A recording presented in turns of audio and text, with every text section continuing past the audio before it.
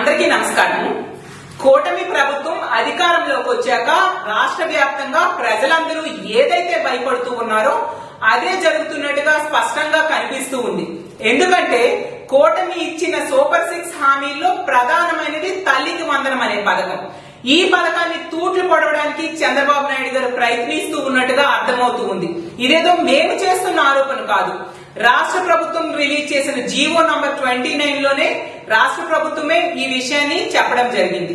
ఈ GO number 29 లో 2వ పేజీలో అసలు ఈ జీవో నంబర్ 29 అనేది తల్లికి వందనం కోసం అలాగే స్టూడెంట్ కిట్స్ కోసం రిలీజ్ చేయడం జరిగింది. ఇందులో 2వ పేజీలో ద గవర్నమెంట్ అండర్ తల్లికి వందనం scheme is providing financial assistance of 15,000 rupees per annum to each mother అంటూ మెన్షన్ చేశారు. కానీ ఎన్నికల సమయంలో చంద్రబాబు నాయుడు గారైనా, పవన్ కళ్యాణ్ గారైనా, లోకేష్ గారైనా ప్రతి సభలో కూడా చెప్తూ వస్తూ ఉన్నారు, స్కూల్ కి వెళ్లే ఒక్క విద్యార్థి కాదు, ఎంతమంది విద్యార్థులు స్కూల్ కి వెళ్తే వాళ్ళందరికీ కూడా 15,000 రూపాయలు ఇస్తాము అని చంద్రబాబు నాయుడు గారు అయితే చెప్పారు. ఒక స్టూడెంట్ అనే పరిమితి లేదు.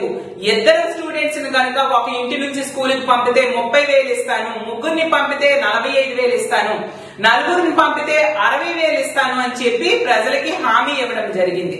ఈ ప్రభుత్వం అధికారంలోకి వచ్చి నెల రోజులు కాకుండానే ఇలాంటి జీవోలను రిలీజ్ చేసి మాట తప్పడం ఎంతవరకు సమంజసమని ప్రజలందరూ ఈ రోజు బాధపడుతూ ఉన్న పరిస్థితి. ఎందుకంటే ఈ జీవో కనుక అమలైతే ఈ రాష్ట్రంలో ఉన్న పేద విద్యార్థులందరికీ కూడా మోసం చేస్తున్నట్టుగా, అలాగే ఈ రాష్ట్రంలో ఉన్న పేద తల్లిదండ్రులందరికీ కూడా మోసం చేస్తూ ఉన్నట్టుగా అర్థమవుతూ ఉంది.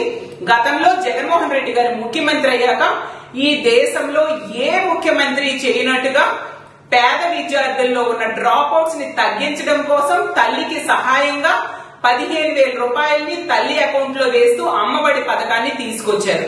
ఆ పథకాన్ని ఈ కూటమి అనే వాళ్ళు కాపీ కొట్టి తల్లికి వందనం అని చెప్పి ప్రవేశపెడితే జగనన్న మనం చూసాం, ఇచ్చిన హామీల్లో 99% ఆ రోజు నెరవేర్చినా కూడా కూటమి అనేది అంతకంటే ఎక్కువ హామీలు ఇచ్చి అంతకంటే ఎక్కువ మేలు చేస్తానని ప్రజలకి సూపర్ 6 ద్వారా చెప్పడంతో ప్రజలు నమ్మి ఓట్లేస్తే కూటమి అధికారంలోకి వస్తే ఈ రోజు ఇలాంటి జీవోలు రిలీజ్ చేసి ఈ ఇచ్చిన హామీని తొంగలో తొక్కడం ఎంతవరకు సమంజసం?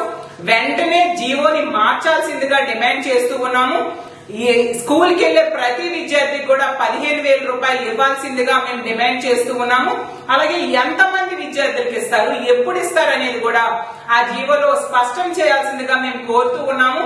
ఇలా గనుక ప్రతి విద్యార్థికి గనుక ఇవ్వకపోతే మేము ప్రజా పోరాటాలు చేయడానికి కూడా సిద్ధంగా ఉన్నామని తెలియజేసుకుంటూ సెలవు తీసుకుంటాం.